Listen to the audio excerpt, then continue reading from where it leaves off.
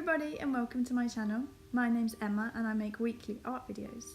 Today's video is a collaboration I am doing with 11 other artists, and we all met through Hello Alice's Discord server, The Art Room, and there is a link in the description if you also make art YouTube videos and want to join us. It's a lot of fun.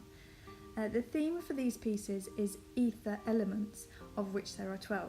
Light, water, ice, life, earth, time, tech, fire, wind, magic, dark and death. We each chose one of the elements and I chose earth, and we then interpreted it in our own way. I really hope that you'll go and check out my fellow collaborators that have all taken one of the other elements. That's izbyarts, Taryn Seng, Wonderful, Rachel Ann, Nilla Co, Hamster Neo Art, Peppermint Cutie, Artwork of DR, My, Jack's Doodles and Shelneelynn. All of their links to all of their channels are in the description below. So as I said, my theme for this painting was Earth, and I decided that I would spend a couple of hours looking on Pinterest for some inspiration. I always get loads and loads of inspiration there, and this time was no exception. There was all sorts of tree people and earth fairies and beautiful costumes made of leaves and flowers and dragons made of wood. But I actually got really inspired by a picture of a woman whose body was painted like stone, and that gave me a perfect idea based on some craft supplies that I have. I have some crackle glaze and acrylic craft paints from a company called Paperartsy, so I wanted to try those out and have a go at creating a stone texture. So I decided to go for a woman made of stone with some leaves growing out of her head instead of hair. And the way that the paints work is that you paint a dark base coat, followed by the glaze, and followed by a top coat of paint. And when they all dry, the top coat of paint then cracks and you see the dark colour from the layer below showing through. So in this case I wanted my crackles underneath to be black nearly, so I went for a colour called French Roast. As you can see, I painted that layer first, and this painting had a really long ugly phase. I was almost regretting using this beautiful natural canvas at this point, which I thought first would match really well with the theme of Earth because it's natural, and in the end it did, but you know, I definitely regretted it at this point. But anyway, once my base coat was completely dry, I painted over all the areas I wanted to crackle with a thin even coat of the crackle glaze, and then I left that to dry overnight. Then I went back in the morning and painted the top coat colour, which was a mixture of French Roast and Snowflake, and made this really nice grey colour which looked very much like stone. I really like the way the crackles turned out on this piece. I was thinking it might be a bit hit and miss. I know that I've tried it before, and sometimes if you're a bit impatient and don't let the paints dry properly, or you use a heat tool on them, then the crackles don't always work.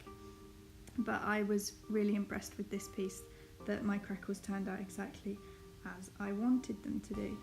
And I do want to say, as a side note, I did test the crackle glaze with regular acrylic paint and with gouache before painting this, and it did only seem to work with the Paperartsy fresco paints.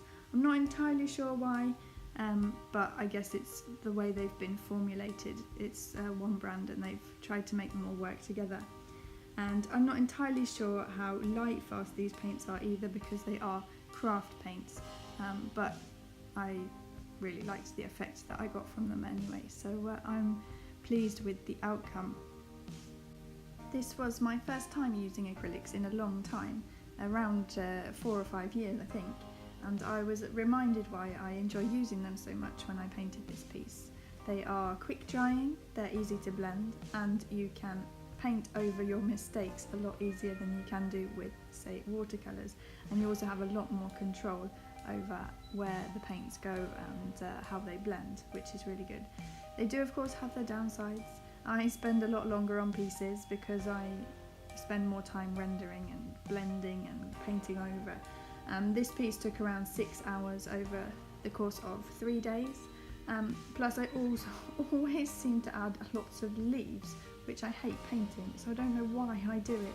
The first acrylic piece I ever did, I spent 11 hours painting leaves in the background, and I swore then that I was never going to do it again, but I don't really seem to have learnt my lesson yet. So she ended up with leaves in her hair. I got a bit bored of rendering them after a while, so they're probably not quite as rendered as the face, but there you go. I went ahead and cut out a lot of the leaf painting so that you guys don't die of boredom watching, and you're still alive to come back and watch more of my videos in the future. Wink wink, don't forget to subscribe. In the process of editing all 6 hours of footage from this piece into a manageable video, I decided that I wanted to dabble with some editing, and instead of just doing a sped up version, I decided that I was going to try and cut out some areas and edit my video to music. So it's always fun to learn new skills, and I went ahead and just looked up how to do this on YouTube, as you do, and it turns out it's actually not very hard to do. It's a little time consuming, but editing 6 hours of video down to 10 minutes is time consuming anyway, so why not have a little fun in the process. I thought I do enjoy editing as much as I do painting, so I really didn't mind, and I think it worked out pretty well. You'll have to let me know what you think down in the comments. And finally, I just wanted to talk a bit about my experience of collaborating.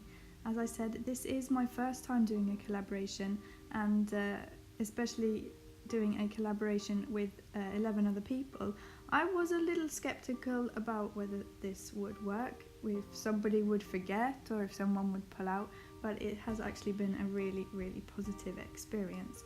We've had a chat server on Discord, and we have discussed ideas together, we've helped each other out, we've researched together, given each other critical feedback, and really, really good. And doing a theme like this can really help to push you outside of your comfort zone, or it really has helped me to do that anyway. So I would say, if you are wondering about doing collaborations but are a little bit nervous or shy, just go ahead and give it a try. Send a message to the person that you're interested in doing a collaboration with. The worst that can happen is they say no, but the best that can happen is that they say yes. So yeah, it's just a great way to push yourselves outside your comfort zone and try something a bit new, something that you maybe wouldn't do otherwise. Anyway, I want to say thank you very much for watching my video, especially if you've got this far. Please feel free to give my video a like and subscribe if you enjoy what you see and want to see more. As I say, I do post weekly videos. Go and check out all the other collaborators too. All the links are in the description. And I hope you have a great week, and I look forward to seeing you in my next video. Bye!